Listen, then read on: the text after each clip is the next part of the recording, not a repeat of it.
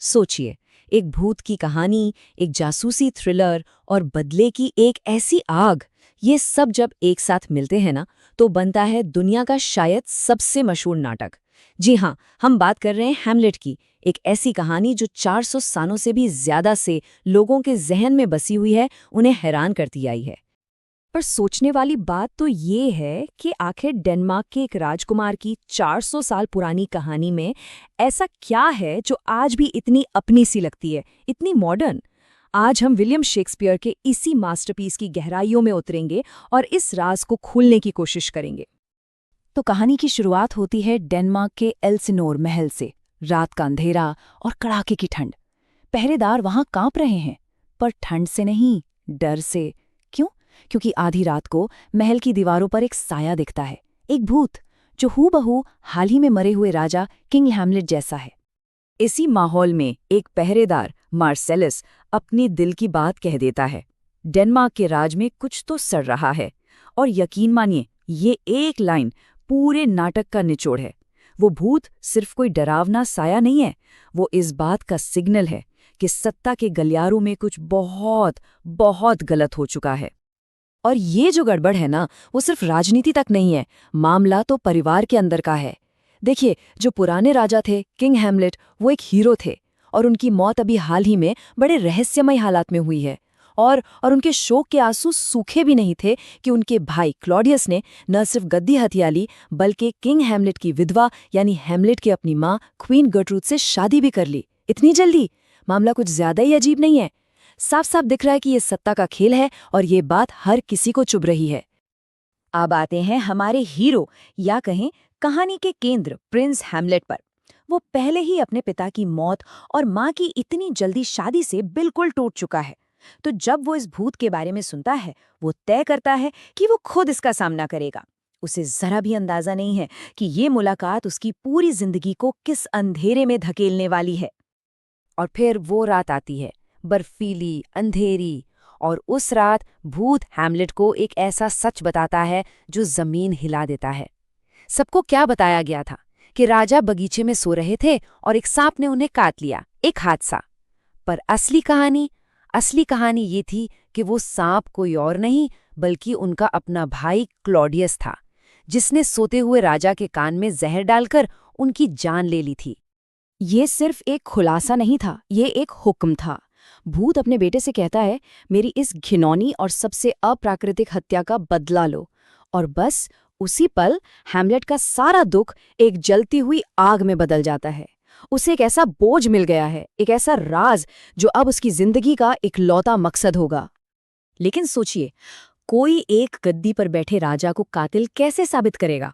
वो भी एक भूत के कहने पर? कौन यकीन करेगा? हैमलेट जानता था कि उसे बहुत बहुत होशियारी से चलना होगा, और उसका जो प्लान था वो जितना जीनियस था उतना ही खतरनाक भी।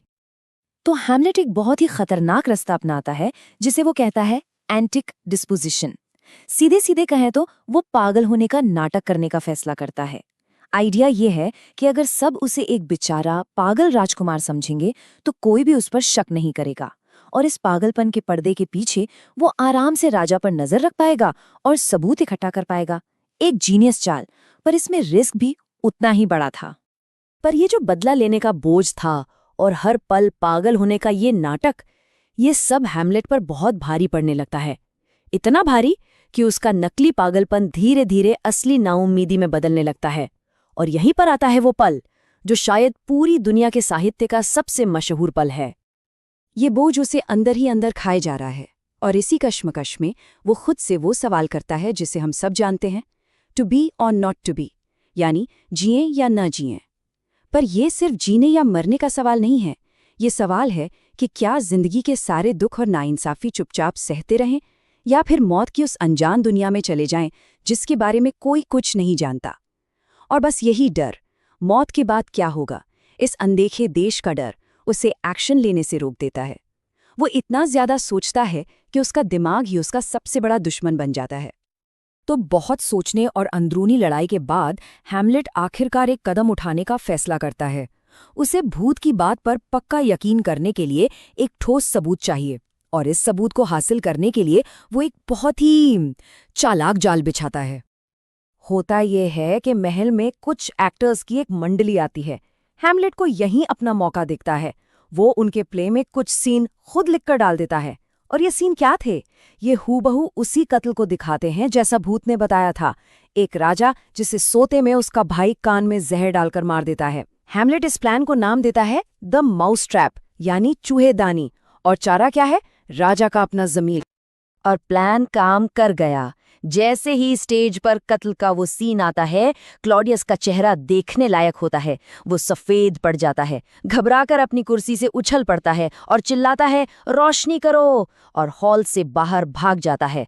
बस यही तो चाहिए था हैमलेट को।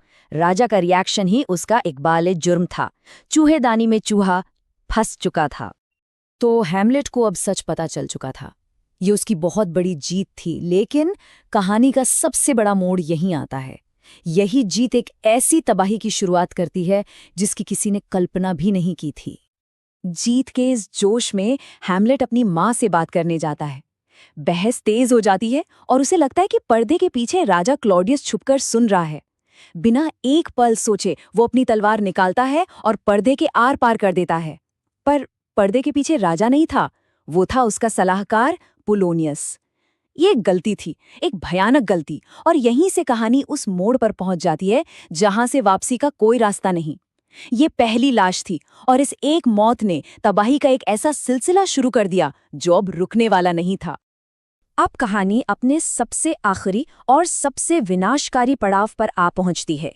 क्लॉडियस अब जान चुका है कि हैमलेट उसके लिए कितना बड़ा खतरा है, और वो उसे रास्ते से हटाने के लिए एक आखिरी सबसे खतरनाक साजिश रचता है।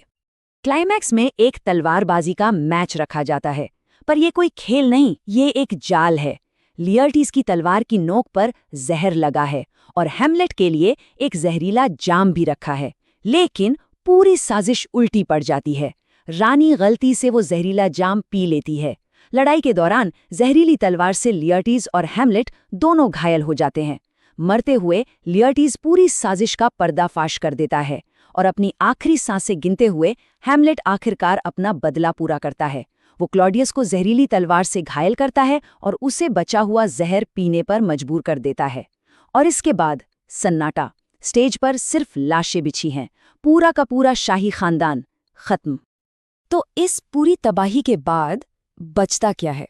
शायद इस नाटक की सबसे यादगार तस्वीर, हैमलेट अपने पुराने दोस्त यॉरिक की खोपड़ी हाथ में लिए हुए। ये सीन सिर्फ मौत के बारे में नहीं है, ये वो पल है जब हैमलेट जिंदगी की सच्चाई का सामना करता है। सत्ता, बदला, मोहब्बत, इन सबका आखिर क्या मतलब रह जाता है जब सबका अंत यही है? और शायद यही वजह है कि हैमलेट आज भी इतना प्रासंगिक है। ये नाटक हमें कोई पका पकाया जवाब नहीं देता, बल्कि ये हमारे सामने मुश्किल सवाल छोड़ जाता है। क्या बदला लेना कभी सही हो सकता है? पागलपन और समझदारी के बीच की लकीर कितनी धुंधली है? आखिर जिंदगी का मतलब क्या है?